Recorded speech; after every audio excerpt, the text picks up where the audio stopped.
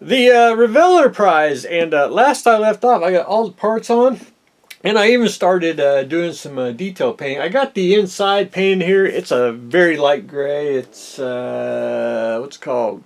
Vallejo Model Air Light Gray, which hey, that's a fancy name for it. But anyway, got that painted. Got the part that goes on the inside. Got them glued down, and I started painting the darker gray areas, which is I used a neutral gray. I think it's pretty close to the dark grays that's on the ship itself, and I started painting the ends of the nacelles, and I just got to go back over a couple more times and get everything fully covered, especially on the fins here. I basically just went over it real light, and I'm gonna go back in and try to get that accomplished today or tomorrow. But one thing I did do, and I started to do it, was I airbrushed in the panel lines, and I don't know if you can actually see it, but I did it really faint, and I didn't want it too dark, I didn't want it too light, because I know you don't have to bang on the keyboard tell me they're not on there. I know they're not on there,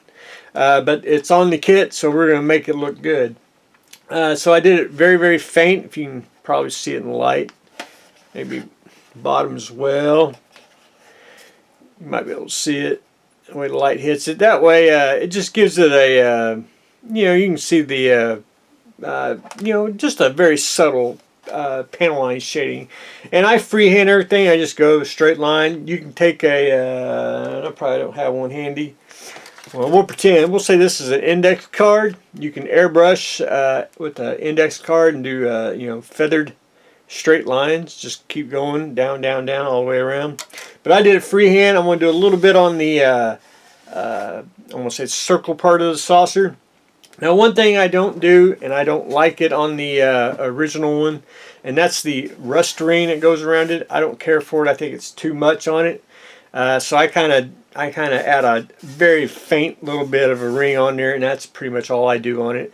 But doing the panel lines, doing the shading there, that should be sufficient for the rust ring on the Revell Enterprise. So anyway, we're down to shading, and we're down to detail painting. And then once I get all that done, hopefully in middle of the week is what I'm planning. And then we're going to seal it, and then we're going to start doing decals after that. But anyway, there is that on the Revell Enterprise. I got the stand mostly painted. I got to go back over it. It's been a rainy, cold day, and I like my shiny, what's it called? My shiny spray paint black, which I need to go one more coat on, just get it coated. I will paint the gold on. I just got to get the black on. Once that dries, then I'll mask everything off and get the gold emblem painted. But anyway, got it. And it's still removable and be coated too. So once you put that on, it'll hide the stand. So anyway, that's where I am on that. The Haunebu. Y'all see me, last time I did the turrets. Turrets do move. And they move up and down on all four. So we are good to go on the bottom. Now I'm going to add a little bit of styrene strip on here just to hide a few things, because these two parts here is where it's straight but it's uneven at the same time. It's just one of those things. It's a cool kit, but that's about the only thing wrong. But I decided to start doing the main hole. I got it put together today, and I'm basically reinforcing the seam. And you really can't see where the panel line's at on that. That's pretty darn slick how they engineered it. So what I'm going to do is I got it glued. I'm just basically waiting for it to really dry. I'm going to take Mr. Super Glue here, and we're going to just put a bead on everything, and we're going to reinforce it. And I may even do super glue and baking soda.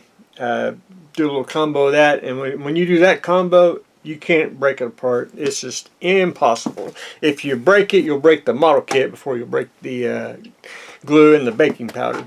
But anyway, other than that, it is taking shape. So we got the basically the bottom done, getting the top done, and then of course we'll work on the command section later on this week. The RC car, I got it all masked off. I got to finish putting the screws back in on the I couldn't get the hot glue out. They really glued that in good, which hey, that's something I would do. But anyway, I got them masked off, got them burnished down, and I started painting basically a white primer.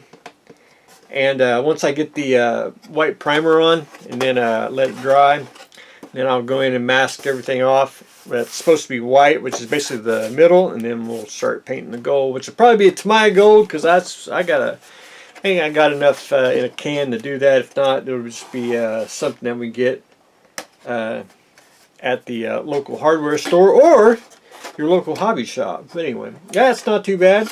So we're gonna try to get that all painted up this week, if it would quit raining and quit being cold. Which hey, I ain't complaining.